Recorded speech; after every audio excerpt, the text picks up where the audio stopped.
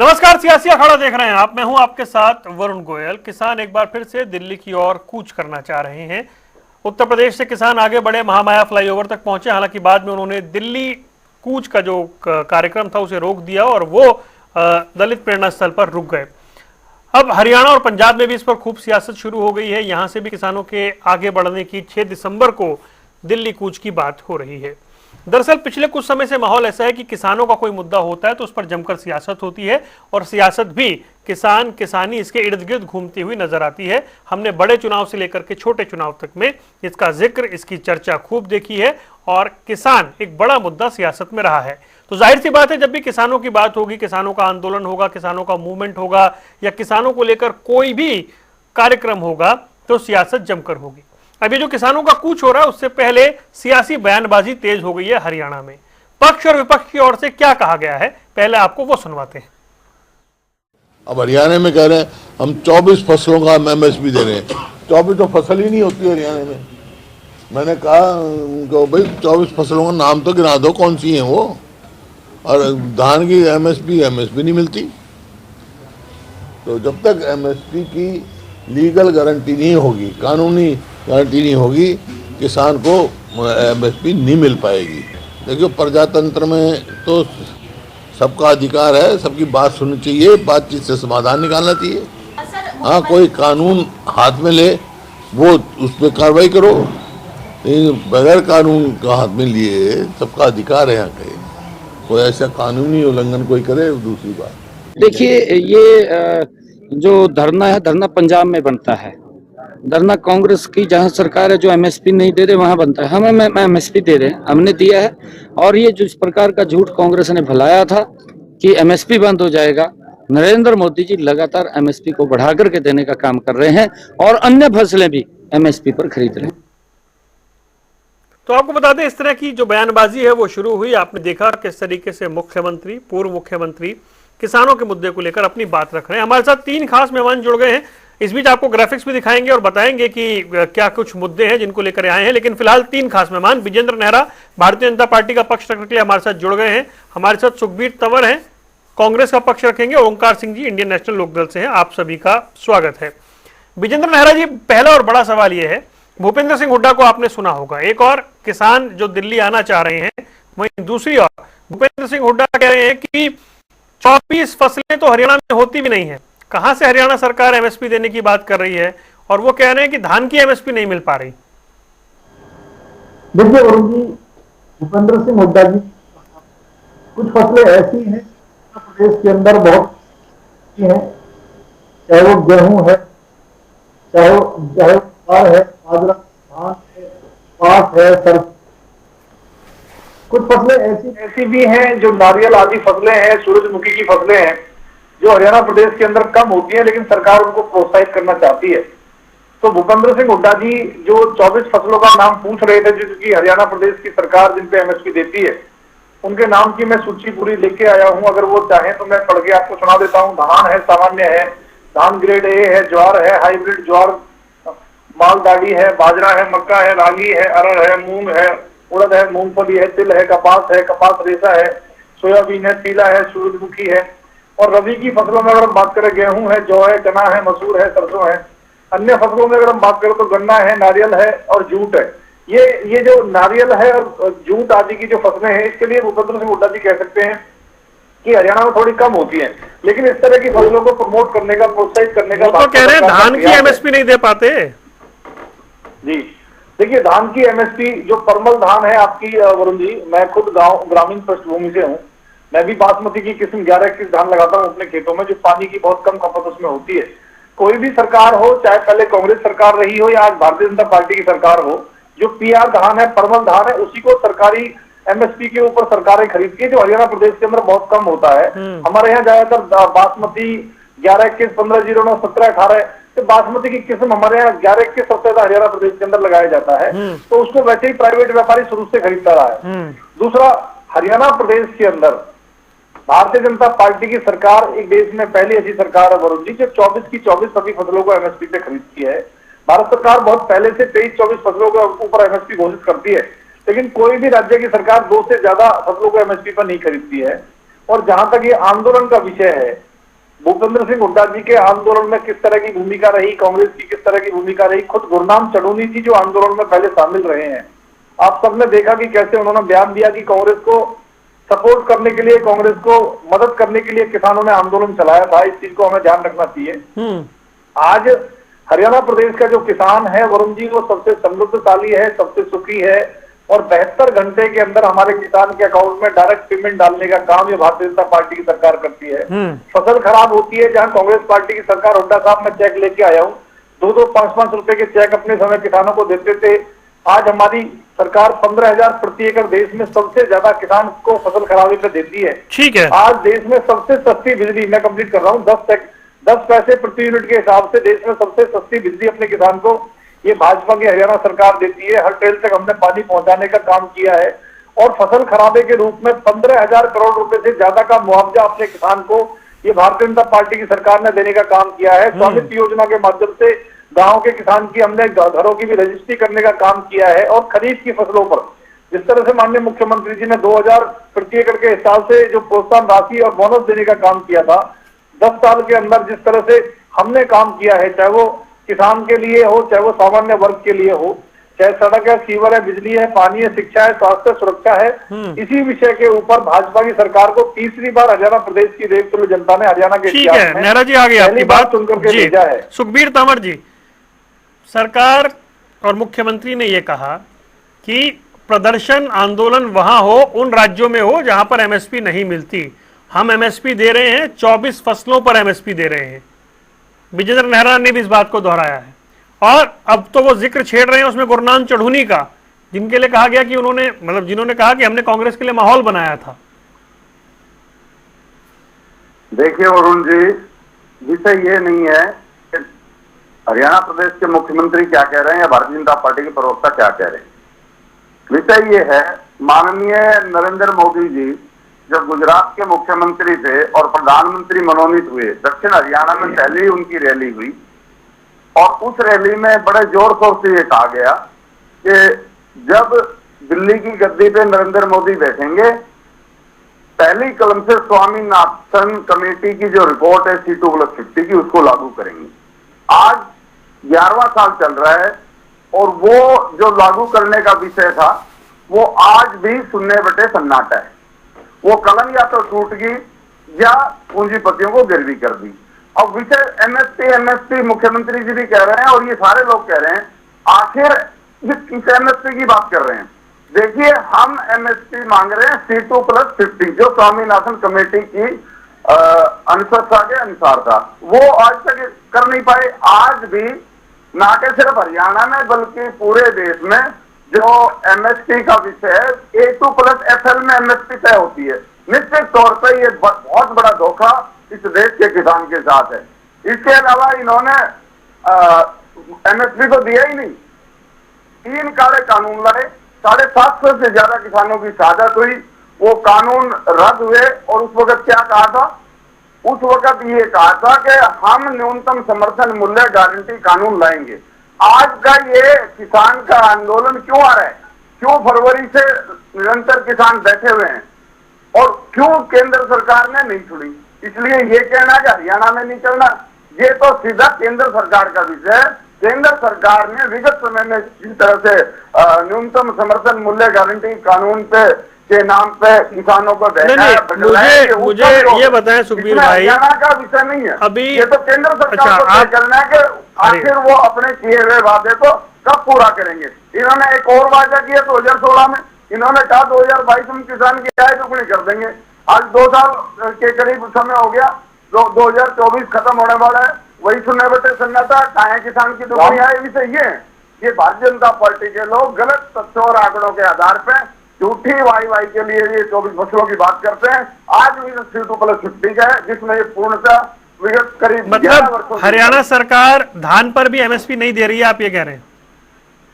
नहीं, धान पे नहीं, मैं ये कह रहा हूँ कि ये जो एमएसपी मिलनी चाहिए C2+50 में तय होनी चाहिए। अच्छा, इसमें एक और क्लैरिटी कर दीजिए सुखबीर साहब। सुखबीर भाई एक और क्लियरिटी कर दीजिए, क्योंकि आपको थोड़ा ज्यादा बेहतर पता होगा कि क्या कर्नाटक, तेलंगाना, हिमाचल में C2+50 मिल रहा है क्या? देखिए, ये केंद्र सरकार का विषय है, केंद्र सरकार तय करेगा। एमएसपी कौन तय करता है, आप बताएं। मतलब हरियाणा कौन तय करता अभी है? जो हरियाणा सरकार दे रहा है वो दे रही है। एमएसपी तय करता है, मैं जवाब दे दूं? ठीक है, एक मिनट, एक एक करके मैं जवाब दे दूं? ठीक है, पहले ओंकार जी के पास जा रहा हूँ, फिर आता हूँ, नेहरू भाई आऊंगा एक बार। न्यूनतम समर्थन ठीक मूल्य है, गारंटी कानून ठीक बनाए। है। ओंकार जी, अब ये विषय है किसानों का, किसान दिल्ली आना चाहते हैं। विजेंद्र नेहरा कह रहे हैं हरियाणा का किसान समृद्ध है, सरकार 24 फसलों पर MSP दे रही है। हुड्डा साहब कह रहे हैं कि यहाँ तो जो है उस पर भी MSP नहीं मिल रही है। वरुण जी, विचार और अभिव्यक्ति की स्वतंत्रता और शांतिपूर्ण आंदोलन करने की स्वतंत्रता, ये हमें संविधान ने दी है, किसी सरकार ने नहीं दी। अगर सरकार ने दी होती तो बीजेपी सरकार वापस भी ले लेती इस स्वतंत्रता को। अब किसान दिल्ली जाना चाहता है या मद्रास जाना चाहता है, ये किसान की इच्छा पर निर्भर है, क्योंकि MSP का निर्धारण केंद्र सरकार ने करना है, तो किसान दिल्ली जाना चाहता है। अब मुख्यमंत्री जी को मैंने सुना, वो कह रहे कि पंजाब में करें। अब किसान तो सारे देश का है, सिर्फ पंजाब की समस्या तो नहीं है। ये कहते हैं हम 24 फसलों पर MSP दे रहे हैं, MSP के निर्धारण का फार्मूला तो बता दें। C2 जिसमें कॉस्ट प्लस जमींदार किसान उसके परिवार की जो लागत आ रही है, उसकी जमीन का जो इंटरेस्ट आ रहा है, ये भी शामिल है, प्लस 50% प्रॉफिट का ये शामिल है। अगर ये C2+50% दे रहे हैं तो हम मानने के लिए तैयार है, मैं इनके हक में बैठ जाऊंगा। लेकिन ये दे नहीं रहे, ये अपनी मर्जी से निर्धारित करते हैं 2000, 2100, और अभी तो मुख्यमंत्री मोदी ने कहा था कि 8 तारीख को हमारी सरकार बना दो, 3100 रुपए के हिसाब से धान खरीदेंगे। बता दे खरीदा नहीं खरीदा। और ये कह रहे हम किसान हितैषी हैं। इन्होंने कहा था किसान की आय को 2022 तक दुगना करेंगे, दुगना आय नहीं हुई, खर्चे दुगने हो गए। दूसरा, किसान की जमीन, ये बात ये नहीं बताएंगे ना, कांग्रेस वालों को पता है, किसान की जमीन की रजिस्ट्री जिस पर स्टाम्प ड्यूटी 3% और 5% लगती थी, लेडीज के लिए 3% लगती थी, जेंट्स के लिए 5% लगती थी, अगर दोनों के नाम है तो 4% लगती थी। इस सरकार ने चुपचाप उस स्टाम्प ड्यूटी को बढ़ाकर 5% लेडीज के लिए, 7% जेंट्स के लिए कर दिया। मेरे भाई विजेंद्र नेहरा बता दे जरा, ये किसान हितैषी सरकार है क्या? दूसरा, गांव में लाल डोरे की जमीन पर आज तक हाउस टैक्स, प्रॉपर्टी टैक्स नहीं लगा। इस सरकार ने प्रॉपर्टी टैक्स के दायरे में लाल डोरा भी लिया है। और क्या कहते हैं, लाल डोरे की हम आपको रजिस्ट्री करा के देंगे। अरे भाई, लाल डोरे की रजिस्ट्री तो ऑटोमेटिकली उनके पास है, स्टाम्प पे ट्रांसफर हो रहा है लाल डोरा, और आपने उसको रजिस्ट्री करने के माने एक तो स्टाम्प ड्यूटी चांद ली, दूसरा उसके ऊपर प्रॉपर्टी टैक्स लगा दिया। फिर मैं ये कहता हूं 2 मुद्दे हैं सिर्फ, एक MSP देना, दूसरा MSP का निर्धारण। किसान क्या कहता है, हमारे को MSP की गारंटी कानून दो। दूसरा, MSP का निर्धारण कैसे करते हो? और बड़े अफसोस के बाद कहना पड़ रहा है, आज कांग्रेस वाले बड़ी बड़ी बातें करते हैं। जब इनकी सरकार थी, जब हुड्डा साहब चेयरमैन थे, तब क्या इन्होंने किसानों का भला किया? आज कांग्रेस किसानों की तैशी बैठ गई है, और आज किसानों के आंदोलन, जितने भी आंदोलन हुए, इनका एक तरफ ध्रुवीकरण हुआ, हमारे को वोट नहीं मिली, मैं स्पष्ट बता रहा हूं। जबकि किसानों के लिए हमने संघर्ष भी किया, हमने त्याग भी दिया, कि कांग्रेस ने कुछ नहीं किया। इनके कांग्रेस के सिर्फ एक नेता ने किसानों के मंच पर चढ़ने की कोशिश नहीं करी, लेकिन किसानों ने इनको वोट डाली कि ये बीजेपी को हरा देंगे। लेकिन इनको ये नहीं पता था किसानों को कि बापू बेटा कहीं ना कहीं बीजेपी से 60 घर करके बैठे हैं। 17 सीटों पर अपने कैंडिडेट के खिलाफ ही कैंडिडेट खड़े कर रखे इन्होंने, और वो कैंडिडेट कांग्रेस के कैंडिडेट को हरा गए। ये कारण है बीजेपी तीसरी बार सत्ता में आ गई। जबकि ये कहते हैं हमने मेहनत करी, हमारी नीतियां पसंद आई, ऐसा कुछ नहीं है। 40% वोट बैंक मिला इनको, मैं मानता हूं, हमें 6% मिला, लेकिन 60% वोटिंग हुई गोयल साहब, 6 नहीं मिला, 6 नहीं मिला। वोटिंग में 40%, वरुण जी 60% वोटिंग हुई, 40% इनको मिला, मतलब 24% शेयर है इन पास जनता का, 76% शेयर बाहर है। और अगर देखा जाए, इस बार की सरकार तो एक्सीडेंटल सरकार है बापू बेटा की वजह से। और मैं तो इतना पिछले 3 सरकार में सबसे बड़ा बहुमत है ओंकार जी, ये कैसे कह रहे हैं आप? 48 तो कभी भी नहीं आई थी इससे पहले जी। पिछली 3 सरकारों में सबसे मजबूत सरकार है, 48 तो कभी भी नहीं आए थे। अच्छा, 48 आने से मजबूत हो जाएगी? अरे भाई, लगेगा जब एक्सीडेंटल कैसे है? जब जनता सुखी होगी, उस प्रदेश की सरकार को हम सुखी अच्छा कह सकते हैं जिसमें जनता सुखी हो। और एक बात कह के समाप्त करूंगा मैं कि ये बीजेपी सरकार इस बार जो सत्ता में बनी है ये जनता की इच्छा के विरुद्ध बन गई। ये तो इनको जनता को समझ में नहीं आया, किसानों को समझ में नहीं आया कि वोट जनता ने दिया तो जनता की इच्छा के विरुद्ध कैसे बन गई ओंकार जी? ये तो कोई बात नहीं का काम कर रहे हैं। ये क्या कहा जब वोट जनता ने दिया तो जनता की इच्छा के विपरीत सरकार कैसे कह देंगे इसे? बिल्कुल, मैं कहता हूं बिल्कुल जनता ने दिया, मैं मानता हूं, लेकिन मैंने आपको बताया 40% वोट शेयर बीजेपी का आया, तकरीबन 40% ही कांग्रेस का आया, हमारा मात्र 6% आया। लेकिन 40 भी ज्यादा कह रहे हैं आप। 60% में से आया। अगर हम ओवरऑल देखें 100% में थे तो सिर्फ बीजेपी को 24% वोट शेयर प्राप्त है और 24% भी बापू बेटा की मेहनत से प्राप्त हुआ। अगर कांग्रेस अपने कैंडिडेट के खिलाफ कैंडिडेट ना उतारती तो बीजेपी की तीसरी बार सरकार ठीक है, खत्म होगी। इलेक्शन में बहुत हमने एनालिसिस कर लिया। विजेंद्र नेहरा जी, आपने सुना सुखबीर तंवर और ओंकार जी को जो बता रहे हैं कि किस तरीके से हरियाणा का ये मैटर ही नहीं है, 24 फसलों की आप बात कर रहे हैं, केंद्र का मैटर है, किसान जहां जाना चाहे वो जा सकता है। देखिए वरुण जी, आपको जानकारी है कि 2006 से लेके 2014 तक भूपेंद्र सिंह हुड्डा जी एमएसपी कमेटी के इंचार्ज थे और वो एमएसपी शांता कुमार कमेटी की जो सिफारिशें थी उनको लागू नहीं कर पाए।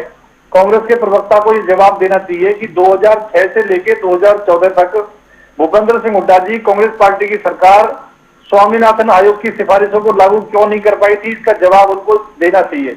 भारतीय जनता पार्टी ने स्वामीनाथन आयोग की सिफारिशों को लागू करने का माननीय प्रधानमंत्री नरेंद्र मोदी जी के नेतृत्व में काम किया और इस बात का जिक्र खुद स्वामीनाथन जी ने जीवित रहते हुए 2017 में जून में ये ट्वीट करके कहा कि मेरी सिफारिशों को अगर सही मायने में लागू करने का किसी ने काम किया है तो माननीय प्रधानमंत्री श्री नरेंद्र मोदी जी और भारतीय जनता पार्टी की सरकार ने किया है। ये खुद स्वामीनाथन जी ने कहा कि मोदी जी ने मेरी सिफारिशों को लागू करने का काम किया है। कांग्रेस पार्टी के प्रवक्ता बताएं जिन राज्यों में बची कुची सरकार बची है, वैसे तो अब जंगल में कांग्रेस घास दिखाई देने को पड़ती है, कांग्रेस सरकार तो कोई है ही नहीं देश में, लेकिन जहां भी एक दो राज्य के अंदर इनकी सरकार बची है वहां मात्र 2 फसलों के ऊपर एमएसपी क्यों देते हैं, ये बाकी फसलों के ऊपर क्यों नहीं देते हैं। इसके साथ साथ एक शांता कुमार कमेटी की रिपोर्ट आई थी 2014-15 में वरुण जी, उस शांता कुमार कमेटी की रिपोर्ट ये कहती थी कि कांग्रेस के शासनकाल में मात्र 6% किसानों को देश में एमएसपी मिलती थी, मात्र 6% किसानों को। आज हरियाणा प्रदेश के अंदर 99 और 100% किसान को एमएसपी देने का काम है भारतीय जनता पार्टी की सरकार करती है। और इसके साथ साथ 4 लाख से ज्यादा किसान 60 साल में कांग्रेस पार्टी के शासनकाल में दुखी और परेशान होकर के आत्महत्या कर चुके हैं। ये सरकारी रिपोर्टों में और आंकड़ों में ये चीजें दर्ज है। और जो बहुत बड़ी बड़ी बात या इनलो के प्रवक्ता कर रहे थे, इनके लिए तो एक ही कहावत है कि पल्ले नहीं है दाने और अम्मा चली बनाने, तुम्हारे पांव के नीचे जमीन नहीं और कमाई है कि फिर भी तुम्हें यकीन नहीं। जिस नेता के भरोसे ये थे अभय चौटाला जी, वो बेचारे खुद चुनाव हार गए। वोटिंग परसेंटेज को लेकर भी झूठ का सहारा इनको लेना पड़ रहा है। और जिस पार्टी ने कंडेला कांड में किसान की छाती पर गोलियां चलवाई हो, ऐसी पार्टी जिसके सबसे बड़े नेता अयोग्य लोगों को सरकारी नौकरी देने के मामले में जेल में रह के आए हों, जिस पार्टी के अभय चौटाला जी के ऊपर आय से अधिक संपत्ति के मामले में मुकदमे चल रहे हों, ऐसी पार्टी इनेलो पार्टी के नेता अगर बड़ी बड़ी बातें डिबेट में करेंगे तो जनता को समझ में आता है। और जो तीसरी बार ऐतिहासिक रूप से भारतीय जनता पार्टी की सरकार हरियाणा प्रदेश के अंदर बनी है, उसको ये एक्सीडेंटल बता रहे हैं। अरे भैया, जनता के विवेक पर सवाल उठा रहे हैं क्या आप? जनता को कमजोर समझ के जनता का मजाक उड़ाने का काम कर रहे हैं क्या? जनता बहुत समझदार है, बहुत जागरूक है। उसने हरियाणा प्रदेश के अंदर तीसरी बार ऐतिहासिक रूप से प्रचंड बहुमत के साथ भाजपा सरकार को इसलिए बनाया है कि ये किसान हितैषी सरकार है, ये गांव और गरीब और मजदूर और किसान और छोटे व्यापारी की सरकार है और हमने उनके हित में काम किया है। देखिए वरुण जी, सरकार ने काम किया है या नहीं किया है, लोकतंत्र में चुनाव इसका पैमाना होता है और चुनाव हम सबने मिलकर लड़ा है। बहुत बड़ा हवा इन्होंने खड़ा किया।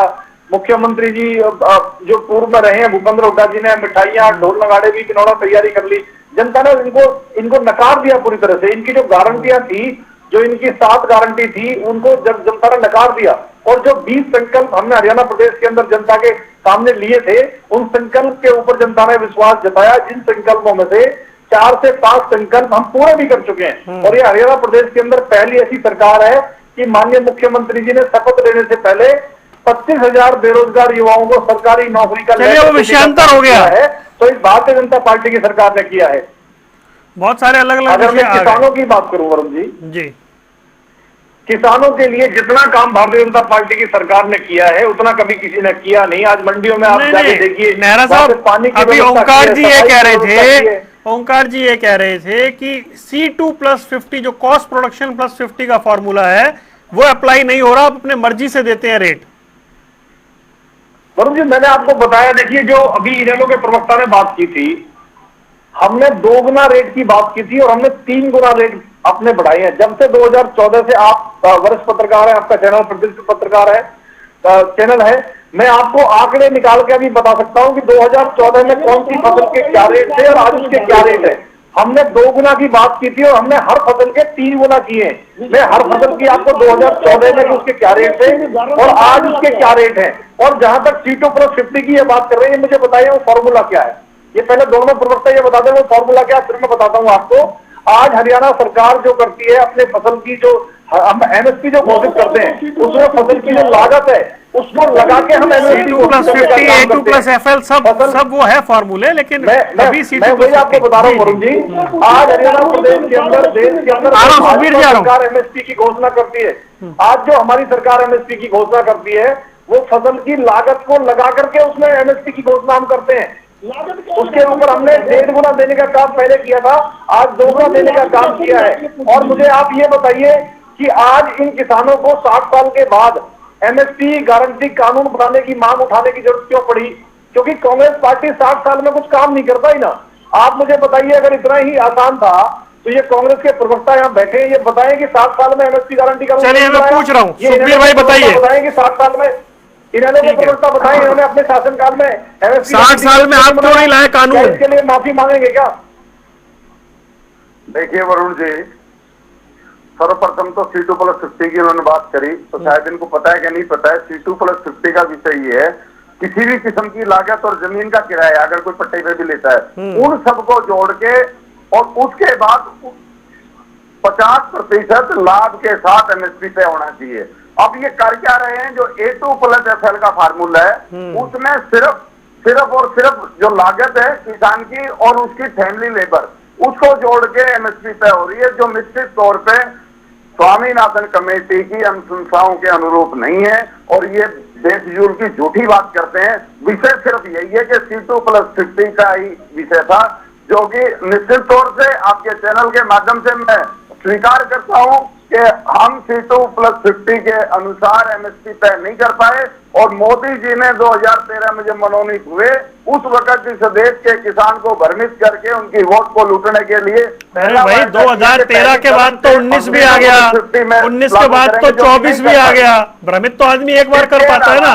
नहीं वरुण सुनिए, इसके अलावा जो बातों को घुमा रहे हैं, दुगना तिगना चौगुना कर रहे हैं, अरे भैया कुछ करने की जरूरत है जो नहीं है।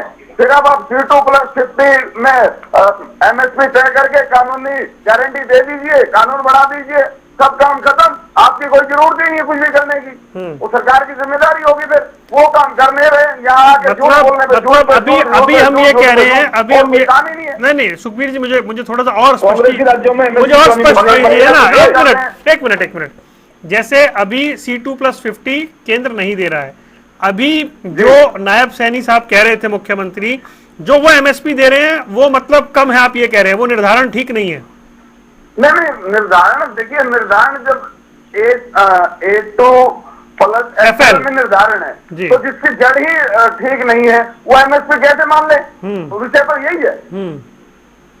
जब C2+50 में आप MSP तय करें और न्यूनतम समर्थन गारंटी कानून आप बनाएं, वो ये बना नहीं पा रहे। इन्होंने वायदा किया था जब किसान कानूनों के विरोध में जो प्रदर्शन हुआ, 13 महीने का आंदोलन हुआ, उस वक्त विजेंद्र जी याद कर लें क्या कहा था प्रधानमंत्री जी ने कि हम बनाएंगे, तभी तो आंदोलन समाप्त। तो क्या राज्य सरकारें स्वतंत्र नहीं है अपनी तरफ से ज्यादा देने के लिए?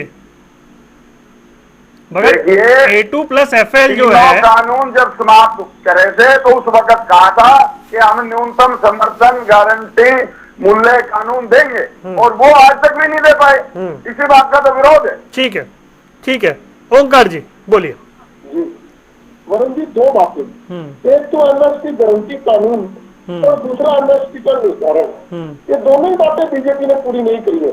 और मेरे भाई विजेंद्र जी C2+50 का मतलब पूछ रहे थे, क्या बचकाने बात कर रहे हो? जो व्यक्ति यहाँ पे डिबेट पे बैठा है उसको ये नहीं मालूम कि C2+50 क्या है। ये तो बहुत ही बचकाना हरकत है। इनसे ये पूछना कि आपने किसान की स्टाम्प ड्यूटी क्यों बढ़ाई? किसान अगर आज जमीन खरीदता है तो 3% से बढ़ाकर 5%, 5% से बढ़ाकर 7% कर दी। और अभी ये विजेंद्र नेहरा जी कह रहे थे हम किसान को 10 पैसा प्रति यूनिट बिजली दे रहे हैं। क्या ये 10 पैसा प्रति यूनिट इन्होंने लगाई?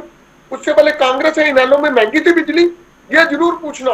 ये जनता को भ्रमित करते हैं और बीजेपी के जितने भी प्रवक्ता हैं ये झूठ और प्रपंच में नंबर 1 है। झूठ और प्रपंच बोलने में तो इनको भारत ऐसी हालत हासिल है जैसे इन्होंने पीएचडी की डिग्री दी हो। ये बताएं कि आज हरियाणा में जो फसलें पे एमएसपी दे रहे हैं उसका निर्धारण आप किस तरीके से करते हो? क्या C2 का फार्मूला लागू करते हो? ये तो 150%, 200% और यहाँ तक कि 300% की बात कर रहे थे।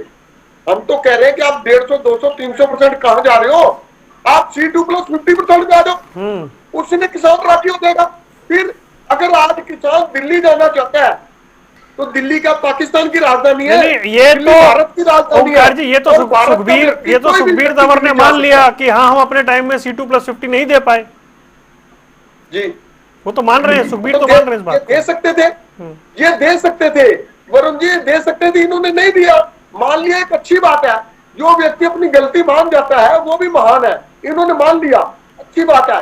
लेकिन मैं अपने भाई तंवर से यह भी पूछना चाहूंगा कि इस बार तीसरी बार जो सरकार बनी है, देखिए मुद्दा बार बार उठेगा, उसके बीच में कांग्रेस का कितना हाथ है ये स्पष्ट, इसको भी स्पष्ट ये तो अलग विषय हो गया ना ओमकार जी, मैं मान लूंगा। इस पे तो हम 2 महीने से चर्चा कर ही रहे हैं। चलिए जी के पास जा रहा हूँ। नहीं देखिए, आज ये डिबेट का विषय नहीं है। हम चुनाव परिणाम के निरंतर बाद ये सारी चर्चा कर रहे हैं। तो इसका आज इस सवाल का कोई औचित्य है नहीं। हम ओंकार जी की बड़ी इज्जत करते हैं। आज विषय भारतीय जनता पार्टी की 11 साल की विफलता है, उस पर बात करें ज्यादा बेहतर है।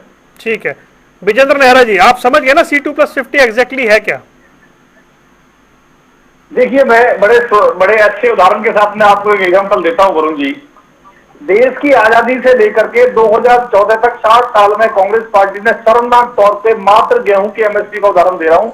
जब हमारी सरकार आई 2014 में गेहूं की एमएसपी थी 1400 रुपए। तो 60 साल में कांग्रेस पार्टी गेहूं की एमएसपी कितनी पहुंचा पाई? 1400 रुपए। और आज गेहूं की एमएसपी कितनी है?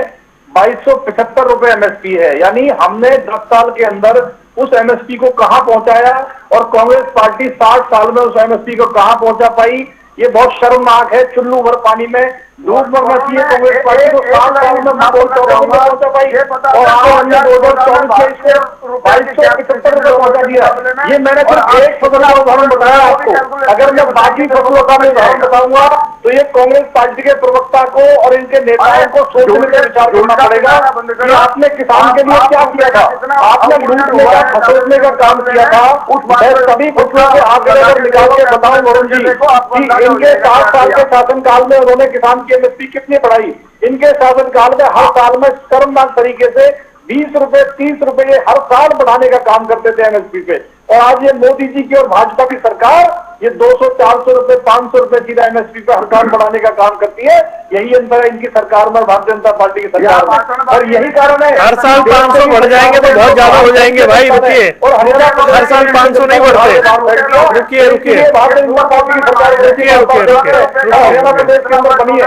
मेरे इस बात का जवाब अगर इनके पास में है 60 साल में मात्र 1400 रुपए गेहूं की एमएसपी पहुंचा पाया और हमने उसको 2275 रुपए पहुंचा दिया 10 साल के अंदर। हर साल हम किसान की फसल के एमएसपी के ऊपर, चाहे रबी की फसल हो चाहे वो खरीफ की फसल हो, हम बोनस अलग से देने का काम करते हैं। आज माननीय मुख्यमंत्री श्री नारायण सैनी जी ने खरीफ की फसलों के ऊपर भी 2000 प्रति एकड़ के हिसाब से बोनस देने का काम हमारी सरकार ने किया। ठीक है, रुकिए पानी वाली फसलों को लगाने पे 7000 प्रति एकड़ देने का काम अपने नेहरा जी का ऑब्जेक्शन है भाई। नेहरा जी एक मिनट, मेरे पास बहुत सारी योजना है बताने ठीक है, एक बार सुखबीर जी का ऑब्जेक्शन है। रुकिए भाई,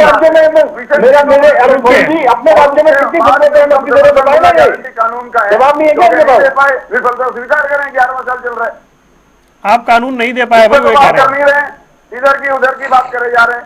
बता दे रुपए का मूल्य आप मुझे ये बताइए, आपने एमएसपी मात्र 1400 रुपए तक क्यों पहुंचाई 7 साल में? मैं क्या कह रहा हूँ, आज 2275 हुआ है, पता लग जाएगा। दूध का दूध, पानी का पानी हो जाएगा, अभी पता लग जाएगा। आपने तो बहुत अन्याय किया किसान के साथ में। अरे वरुण जी, एक मिनट सुखबीर को बोलने दीजिए। कंधे पे आपके बंदूक चलाते हैं वरुण जी, ये पार्टी के कमजोर बुजुर्ग लोग अरे नहीं भाई, ऐसे नहीं, प्लीज प्लीज, ऐसे नहीं, ऐसे नहीं, ऐसे नहीं, अच्छा नहीं लगता। रुकिए रुकिए, बाद में चुनाव में पूरी तरह रनिंग कमेंट्री नहीं सर, प्लीज रुकिए। किसानों ने आंदोलन किया। अच्छा बस रुकिए रुकिए, ठीक है रुकिए। सुखबीर तंवर 30 सेकंड आपके, फिर ओंकार जी के 30 सेकंड। जी सुखबीर जी बोलिए। देखिए वरुण जी, विषय मात्र ये है, जो वायदा नरेंद्र मोदी जी का था प्रधानमंत्री बनने से पहले C2+50 में के अनुसार जो स्वामीनाथन कमेटी की रिपोर्ट थी वो लागू करना, निश्चित तौर पे 11वें साल तक वो लागू नहीं हुई। इसके अलावा जब किसान आंदोलन चला उसके बाद जिस तरह से वायदा किया गया कि न्यूनतम समर्थन मूल्य गारंटी कानून देंगे, वो भी नहीं हो पाया। और दोनों विषयों में विफलता को भारतीय जनता पार्टी को स्वीकार करना चाहिए और किसानों की सभी समस्याओं का हल करना चाहिए। ठीक है ओंकार जी। वरुण जी, बात सिर्फ इतनी सी है, कांग्रेस किसानों को खुश करने में नाकाम रही। इसी चक्कर में मोदी जी की गारंटी के ऊपर जनता ने, किसानों ने विश्वास किया और ये सरकार चुन ली। और इन्होंने कहा था C2+50 का फार्मूला देंगे। बातें अभी मैं कह रहा हूँ सिर्फ दो है। पहला MSP की कानूनी गारंटी, दूसरा फार्मूला। ना तो ये कानूनी गारंटी दे पाए हैं, ना वो फार्मूला एप्लीकेबल कर पाए हैं। सिर्फ अपने पास से 50 रुपए 100 रुपए हर बार का फसल का बढ़ा देते हैं, उससे गारंटी नहीं बनती, उससे फार्मूला लागू नहीं होता। और जब भी इनसे पूछते हैं ये भूतकाल में चले जाते हैं, ये कांग्रेस के ऊपर चले जाते हैं, इनेलो के ऊपर चले जाते हैं। ये भूल चुके हैं कि भाई तीसरी बार सरकार तुम्हारी है, जनता तुम्हारी जवाबदेही मांग रही है। जनता आज कांग्रेस और इनेलो को नहीं पूछ रही, अगर उनको पूछ रही होती तो वोट उन्हें डालती, सरकार उनकी बनती। जनता ने विश्वास तुम्हारे पे किया, तो बताइए कि अभी तक तुमने ऐसी गारंटी कानून क्यों नहीं बनाया और फार्मूला लागू क्यों नहीं किया? ठीक है नारा जी, फाइनल कमेंट। देखिए वरुण जी, अगर जनता ने हमारे ऊपर विश्वास किया है तो उनके विश्वास पे ये भाजपा सरकार खरी उतरी है, इसीलिए बार बार भारतीय जनता पार्टी की सरकार यहाँ बनाने का मौका जनता ने हमें दिया है। एक बार भाजपा भारतीय जनता पार्टी की सरकार हरियाणा प्रदेश के अंदर और देश के अंदर आगे भी बनेगी। और हमने जो कहा था वरुण जी, फसल की लागत का दोगुना देने की बात भारतीय जनता पार्टी ने की थी। आज मैं दोनों प्रवक्ताओं को चुनौती देता हूँ, आपके अपने चैनल पर भी सर्च कर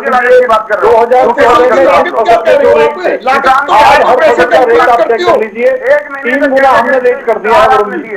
हमने फसल की लागत का 2 गुना देने की बात। चलिए विषय वही घूम कर आया, एक बार फिर से किसानों का मुद्दा उठा है। रुक जाइए प्लीज, और इस पर जमकर सियासत राजनीति हो रही है।